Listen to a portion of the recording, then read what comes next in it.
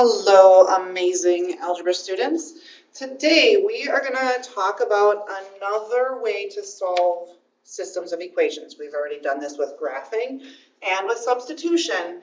And now today we're going to be talking about adding and subtracting equations so that we can solve the system with a new method. All right, so we've got this notice and wonder, and I know that in pre-algebra you did some of these different hanger diagrams when you were solving equations. This is something that I would like you to take a second here, look at this, notice and wonder, what do you notice about them? What do you wonder about this? I would think that you should be able to notice that all three of the hangers are balanced. All of them only have circles on the left side of the hangers. And I am noticing that the third hanger, the one on the right, has more shapes. In fact, it looks like the shapes on the third hanger are the shapes that we have in the first two. So if I take a look at, for instance, these two circles and the circle and the triangle, I'm getting all of that right here. Right? And then here I've got the square and pentagon both on the right side, and when I put those together, they're over on this right side. So noticing that everything is all balanced, noticing that that third hanger really has all of the stuff from the first two hangers, you should hopefully be able to, feel comfortable with these hanger diagrams from using them in the past. Some other things that you might be wondering about maybe is, what does each shape actually equal in terms of weight for this hanger, to keep everything balanced? Which one would be worth the least as the lightest, or which one's worth the most as the heaviest? That kind of thing. Are any of them going to be the same as other ones, right? But again, the important thing here is that I want you to be noticing that these two hangers, the one on the left and the one in the middle, really get combined and they go together into that third hanger. And again, they're all balanced, which means that if the first hanger was balanced and the second hanger is balanced, when I put them together, when I add them together, I get another balanced hanger. Remember, these hangers are really a visual representation of an equation for you. All right, I think I skipped something here. And I already kind of talked about most of this. If you look at this third one, if you only saw the first two hangers but knew that the third hanger was the combined weights of the corresponding sides of the first two hangers, so we combined the first one and the second one and make the third one, could we predict whether the weights on the third hanger would balance? Well, it was drawn as being balanced, but if the first two hangers were balanced, that third one, when we combine things that are equal to each other and we put them on the same sides that they started with, that should be balanced again. Okay, this is about Diego solving a system of equations with our new method that I haven't even shown you yet. So we've got this system over here. Remember, we put this set bracket to say that this is one system. Those two equations are kind of stuck together for my system of equations.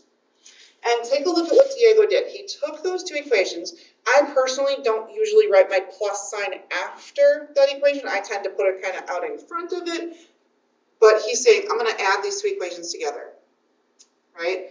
And when he adds positive 4x and negative 4x, he gets 0. So this part of my system kind of goes away, right? Then he took the 3y plus the 5y, that's where he's getting this 8y from, right here. And 10 plus 6 gives me this 16. Well, once the x's go away and all I have left are just y's, I have 8y equals 16. I could divide by 8, and that's how he's getting that y is equal to 2. Once he knows that the y is equal to 2, he can take that answer, put it right there in place of the y in that top equation. I had 4x plus 3y, I'm going to put 2 in for the y, equals 10. And then he solved that, right? 3 times 2 is 6, and then he subtracted the 6 from both sides, and that's where he got 4x equals 4, and then divide by 4, divide by 4, and x equals 1. Because he's got what the x equals and what the y equals, we can put that together into one ordered pair, right? And the x always goes first. This is going to be 1, 2 is my solution for this. It's the questions that we've got here is what did Diego do to solve the problem, solve the system? I kind of just talked through that. Is the pair of x and y values that Diego found actually a solution to the system? And how do we know? Well, if we're not sure, let's substitute that in, right? We've done that in the past with other equations to just check it and see if it works. So if the x is 1 and the y is 2, if I use that top equation, which I just did to find what the x was, it should work, right? That's the one that we just used. So I would have 4 times 1 plus 3 times 2. That's going to be 4 plus 6. Yeah, that equals 10. It works in that first equation. If I check the second equation, let me get rid of this arrow so I don't have to write on top of it. Negative 4 times 1 plus 5 times 2. I would have negative 4 plus 10. Yes, that does equal 6. So it works in both of the equations. If it works in both of the equations, it's a solution for both of them. That is our one solution for this. Now, we've got some more problems, and it's asking, can we do that same thing again for what Diego did? In A, if I would, his first step was add the two equations together. If I add these together, and you can put the plus on the left side or on the right side, I guess I'll put it over here just because that's the way that they showed it, but that's not usually what I like to do. When I add my two equations together, 2x plus x, or 1x, gives me 3x. Positive y and negative y. Remember, that's really a positive 1y and a negative 1y. When I add them together, those two are going to be gone. I don't even usually write 0 or 0y there. It's just gone. It gets eliminated, which is why we call this method solving by elimination. And then 4 plus 11 is going to be 15. We can solve this, right? X equals 5. And if I know what the x equals, I can go back into either of the equations. Should work in both of the equations, and figure out what the y is equal to. Right, if I'm just going to use one of them, I'm going to use the top equation because it's got a positive y. So I would have 2 times, here's my x, plus y equals 4. So I've got 10 plus y equals 4. Subtract the 10. So y is negative 6. Once I know that, if I know that I've got my x and I've got my y, I can write my ordered pair. This is going to be 5, negative 6. Make sure that you're writing it as an ordered pair, parentheses, comma, right? Got to be consistent with that. For letter B, if I add these two equations together, does the same thing happen? Does this method work right now? I would have 8x plus 8x, well, that's going to be 16x. And 11y plus 1y, that's 12y. And 37 plus 7 is going to be 44. Okay, the whole idea of what Diego did is that he added two equations together and one of the variables was eliminated. It went away. Well, that didn't happen in this one. So I can't really solve this problem the same way. When I'm looking at this, by the way, that new equation that I just wrote, that 16x plus 12y equals 44, that's a true equation. When I do solve my system, that ordered pair that I find will also work with this equation. Think about the balanced hangers, right? I took everything that was on the left side of both equations and added it together. The right side of both equations, added it together. This is still a true equation. It's just not getting me anywhere closer to what I wanted. However, what if, instead of adding those equations together, I think there's something else that we could do. What if I would subtract my two equations? Right? I'm going to sneak the subtraction over here. So if I have 8x and I subtract 8x, well, now one of the variables goes away because that's going to be gone, right? We're subtracting. 11y minus 1y is going to be 10y. And 37 minus 7 is going to be 30. So this wasn't exactly Diego's method because he just added, but it's similar. I'm adding the opposite, right? We're subtracting here. I can solve this. I can figure out what y is. So the y has to be equal to 3. Once I know what the y is, I do need to go back and find the x, right? And it doesn't really matter which equation you use. I know that the 11y in that first one, I've got 37, those numbers are a little bit bigger. Let's just use the second equation, right? We're going to use this one.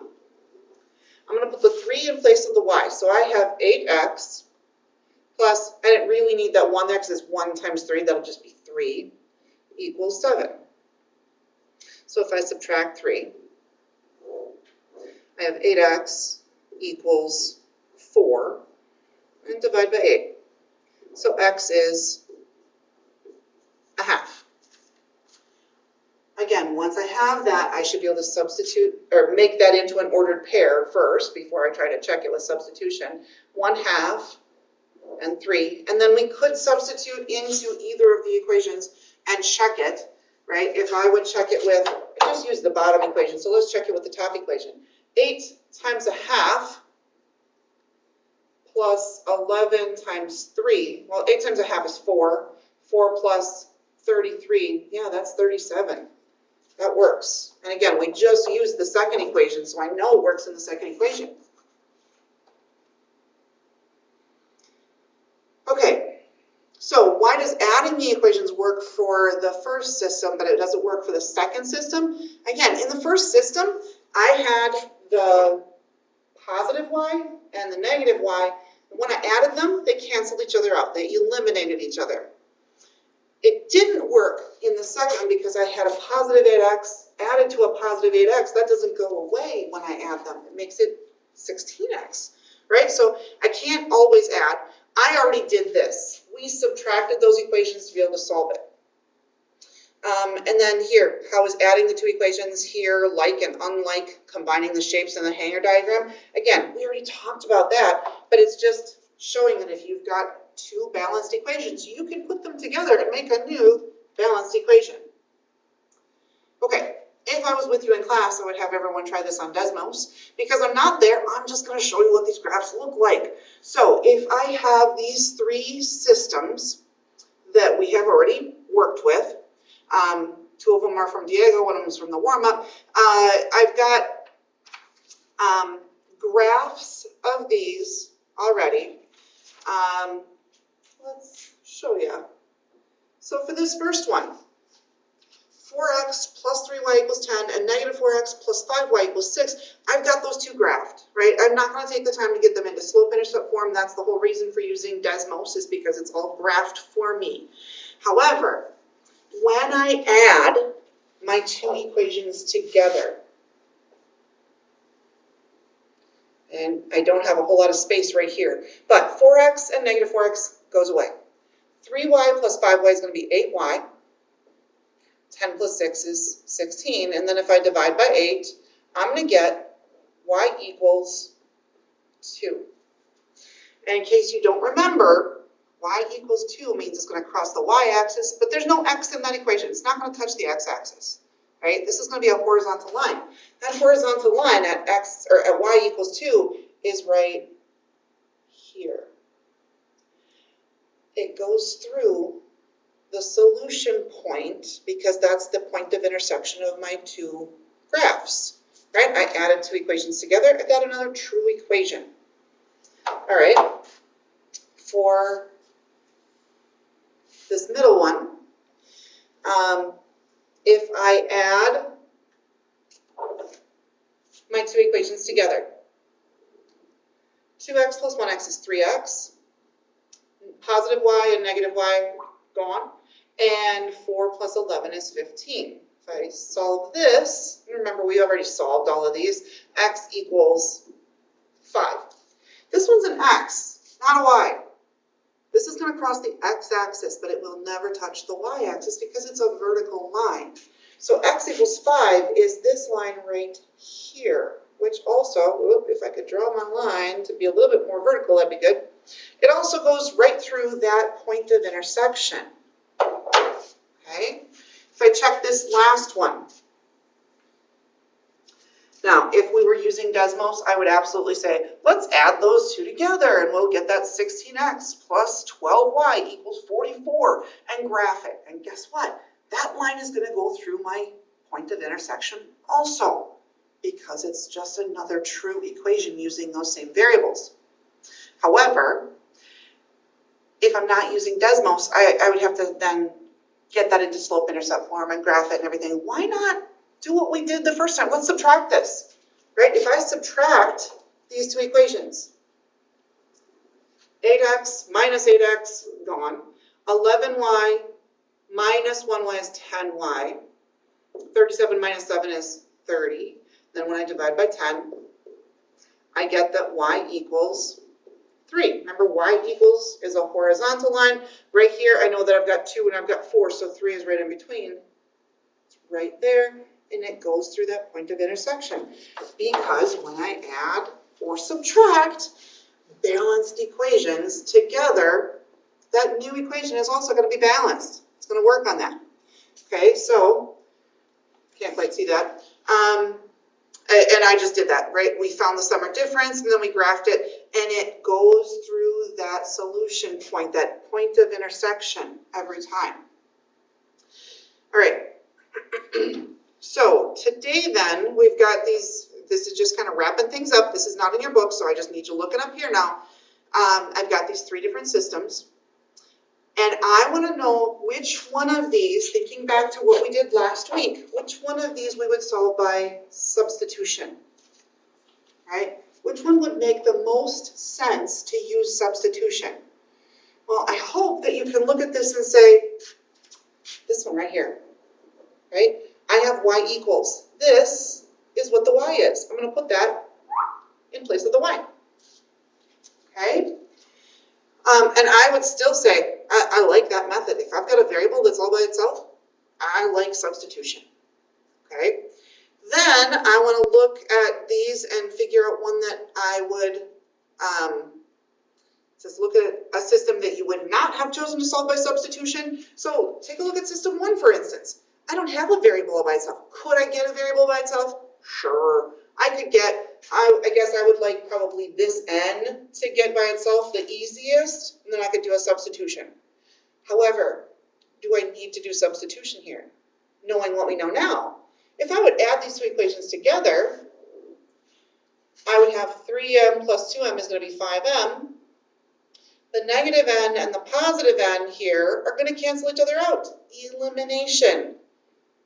And then I would add together and get 101, right? They don't actually ask us to solve this, but I would do elimination with this one. Does elimination work pretty easily with system 3? Well, sure, not with adding, but if I would subtract, it would, because 5x minus 5x, gone. 4y minus 11y would be a negative 7y, and then 15 minus 22 would be negative 7. So we could easily solve that one, figure out what the y is, figure out what the x would have to be, right? So we could definitely do those. I like the first and the third one to use our new method versus substitution. This is the lesson summary that's in your book, right? So you can definitely look through this. We are calling this new method elimination. Right? It gets rid of one of the variables. You can go through all of this stuff. This is in your book. They have these 2 equations that they're going to add together. The y's will be canceled out, so you can solve for x. And then once we know what the x is, I could substitute in. This is showing that I could use either of the equations, right? So in this one, I put the 10 here for the x. In the other equation, I put the 10 right there for the x. Both ways, both equations give me y equals 2. and it better work in both of them. That's our whole point here, is we're trying to figure out the one ordered pair that works for both equations. This is another example of that subtraction method instead of addition. And again, all in your book.